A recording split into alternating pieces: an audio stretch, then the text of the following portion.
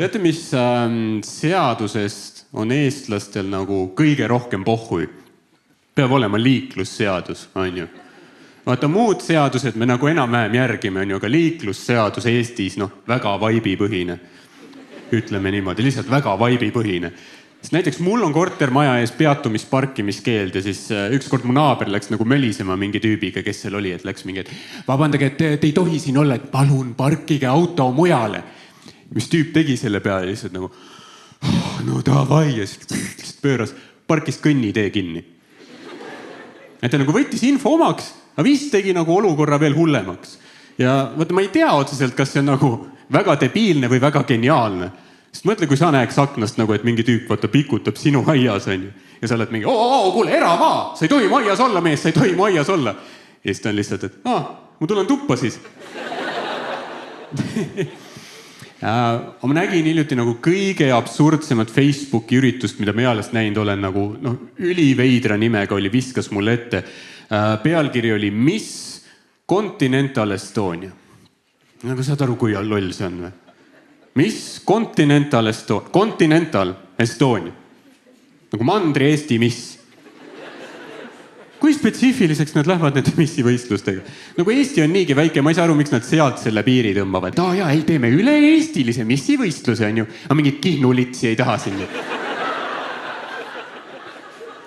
Kui sa pead praamiga tulema, siis ära tule. Mandri Eesti miss. Ma ei tea, mis järgmisena mingi Miss Pandivere kõrgustik või ma ei tea. Aga minu üks suuri probleeme, läbi aastate väga suur probleem on see, et ma ei tea kunagi nagu, mida kohtingutel rääkida on ju, mida teitidel öelda. Kui ma mõtlen, mingi asi on hea, tuleb välja väga halb. Näiteks ükskord olin teidil on ju, ja neiul oli, tal oli nagu palju tätoveeringuid on ju, mõtlesin, ma teen komplimendi. Ma ütlesin, hei, mul meeldivad su tätoveeringud. Ta oli nagu, on sul ka mõni? Siis ma olen nagu, et ei. Ja ta oli kohe nagu, aga nagu, kuidas sa saad öelda, et sulle meeldivad tätoveeringud, aga sul endal ei ole? No nagu, mis kuradi loogika see on? Mul meeldivad tissid, aga mul endal ei ole. Mul meeldib kinnisvara, aga mul endal ei ole. Mul meeldib isa, aga mul endal ei ole. Aga mis ma olen mõelnud, et võib-olla võiks olla on väikene side hustle on ju, see on väga teemas praegu, kõik teevad mingit side hustle'it. Ja nagu suht levinud Eesti meelelahutuses ka igasugu lauljad sellised, neil on mingi kõrvalots ka, on ju. Aga ma sain teada, et mõnel pole mitte ainult nagu mingi kõrvaltöö, vaid nagu tegelikult nagu ülikõva karjäär. Sest ma nägin niukest uudist, ma ei tea, kas teil jäi silma, aga minu pea pani plahvatama, et see oli mingi pealkiri oli, et koondamised populaarses ilukirurgia kliinikus kuulsuste ihukirurgi loodud ettevõtte Hoog Rauges, Elina Born lahkus töölt. Mul on taimugi, et Elina Born on ilukirurg ka. Nagu kui andekas võib üks inimene olla, lihtsalt tõesti imeline naine, multitalent, lõõritab ja lõigub ka.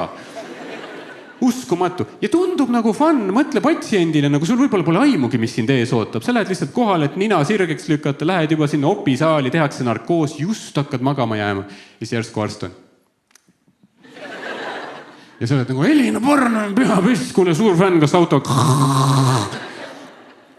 Tundub päris lõbus. Ja siis ma lugesin edasi ja tuli välja, et tegelikult see kirurg on hoopis mingi tüüp. Nii et ma ei tea, mida Elina Born teeb ilukirurgia kliinikus. Aga ma olen kuulnud, et osadel arstidel meeldib kuulata mussi samal ajal, kui nad opereerivad. Ja võib-olla pappi oli lihtsalt nii palju, ta palkas Elina Borni laivis laulma. Iga kord, kui opereerib, full bändiga ka lihtsalt. Täispakett ka ülilõbus operatsioon, lihtsalt kittel selga, skalpell kätte, Elina, ÖKK ja siis ta hakkab lõikuma, et verd lahmab igale poole Elina taustal nagu vabadust ei või keelata ära. Põikleb vere pritsmete eest samal ajal, kui laulab. Võib-olla laulab mingit temaatilist laulu ka, ma ei tea, et kopp venib hästi pikale, siis ta on mingi õhtu peidab end hommiku eest ja me lõppu ei näe. No lihtsalt lihvid seda nina väiksemaks öö otsa, vaata lihtsalt. Ja siis hommikul, kui lõpuks kõik saab valmis, kõik saab tehtud, patsient ärkab üles, vaatab peeglisse, näeb, et nina on täiesti putsi keeratud. Selline on nagu, why didn't you wake me up? I'm pretty sure I would have told you to stop. Let's try again.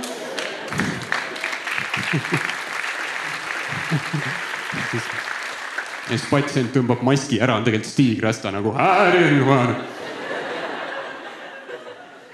Ei tea. Aga vaata, Eesti lauljad ei ela tegelikult nagu väga rikkalt.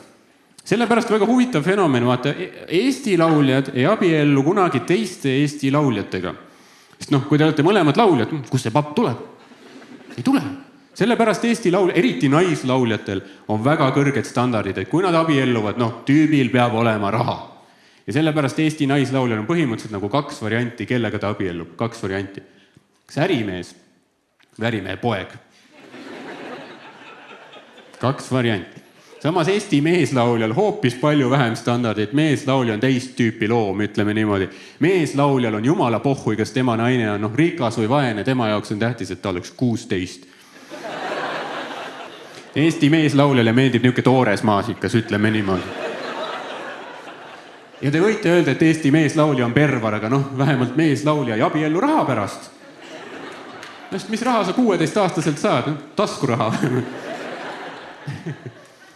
Ja alati ka, kui mingi naine räägib nagu sellest nagu avalikult, et ma ei tea, kui ta käis põhikoolis, et siis mingi tuntud inimene üritas teda sebida. See alati on nii palju vihaseid kommentaare ka seal mingi uudise peale. Kõik tüübid, kõigil sama kasutaja nimi, mingi Raivo 62 on ju kõigil sama kommentaar mingi. Nüüd järsku siis vaja rääkida, jah? 6 aastat hiljem. Aga siis, kui juhtus, siis ei teinud piiksugi, jah? Siis ei öelnud midagi. Nüüd järsku vaja lõugu lõksutada. Mis ta kurat kohe ei öelnud, kui see juhtus? Mis ta kohe ei öelnud? Sest tal polnud aega. Ta oli 9. klassis. Tead, kui palju neil õppida antakse või? Ta pidi keemia järelteeks õppima, kunstitunnis akvarellidest pildi maalima, on ju, koduloo referaat, on ju, las ta teeb need ära, küll ta siis räägib, on ju. Ega ta ei saa ju õppimist tegemata jätta, õpetaja ka oleks mingi, et mis Kätlin, jälle kõik tegemata või? Mis nüüd siis koer sõi jälle kodused tööd ära või mis Madis timmis jälle või? Kõik need tüüpilised vabandused, ei usu, üks e-kooli märkus.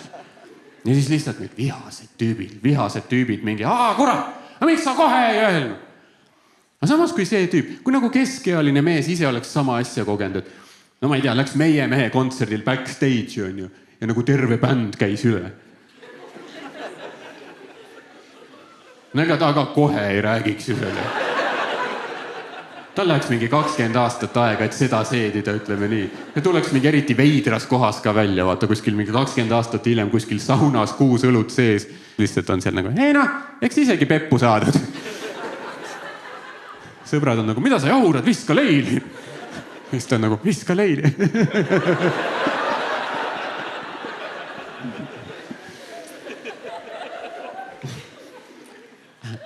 Aga enam tegelikult ei olegi Eestis mõtet ju p***il olla. Sul ei ole mõtet, selle hobiga ei ole mõtet enam Eestis tegeleda. Kui sa oled Eesti p***il, sa ei jõua isegi oma sihtgrupini enam. Ja see on mingi Eesti pervar, mõtled, et tahaks alakat sebida, mis ma teen. Saadan sõnumi. Chatin alakaga, ülihea, ja saadan talle sõnumeid, mõtled mingi kõige parema pedoluuletuse välja, on ju. Saadad ära ja siis loodad, et see alakas loeb su sõnumit. Aga ei, seda ei juhtu. Tead, kes su sõnumit tegelt loeb või? Mallukas. Su kuradi pedosõnum läheb otse Malluka inboxi lihtsalt. Ma ei tea, kuidas, aga Mallukas teab kõike, mida kõik chativad üksteisega. See on uskumatu, kui palju luureinfot tal on. Vaata, Ameerikas on CIA, Venemaal on FSB, meil ongi Mallukas lihtsalt. Uskumatu, kõik võimas. Lihtsalt ta teab nii palju, nagu turvaline tunne tegelikult. Ma tean, et Mallukas valvab meie üle. Ma tean, kui Venemaa üritaks midagi korraldada, Mallukas teaks mitu kuud ette sellest. Kui Putin tuleks plõksima, Mallukas oleks nagu, tegelikult meil on nagu screenid olemas.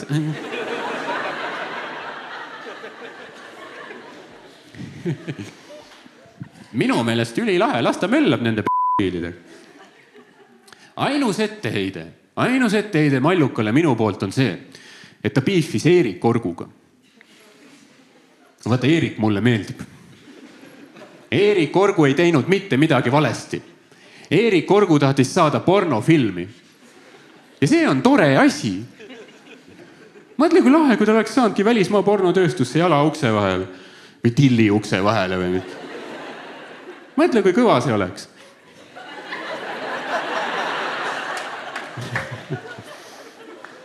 Nagu meil kõigil oleks ülilahe, vaata.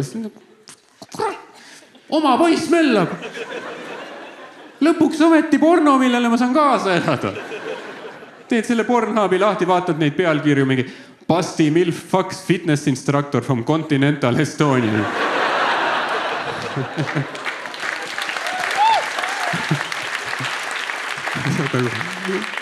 Yes, pane minu eest ka, Eerik. Plus nagu üli huvitav oleks näha Eerik Orgut pornos. Nii huvitav, sest ta on ju professionaalne treener. Ja nagu huvitav, kas ta suudab selle osa endast välja lülitada filmimise ajaks või äkki ei suuda. Et noh, lihtsalt ongi stseen, vaata Eerik lihtsalt annab minnes, katsub naisel kanni, nagu et sa pole toitumiskava järginud. Loodan, et keegi kohtusse ei kaeba mind nende asjade eest. Just ma ütlen ausalt, sest noh, ega mul kellelegi mingit raha maksta ei ole. Mul ei ole raha, mul pole olnud raha, tõenäoliselt ei tule ka. Ma olen nagu väga rahakauge inimene. Eluaeg olnud. Ma olen nagu nii rahakauge, et ma tükk aega ei uskunud, et 500 euroni on olemas. Nagu see rahatäht, vaata, see tundus nagu absurdne summa, mis ühe kupüürina olemas oli 5 sotti. Ma ei uskunud. Aga siis ma käisin mingi ärimehe sünnipäeval esinemas. Tegin seti ära. Tüüp tuli pärast juurde mingi, kuule väga hea tänks, et tulid. Ja siis võttis taskust andist. Näe, 500 eurose. Ja ma vaatan seda nagu.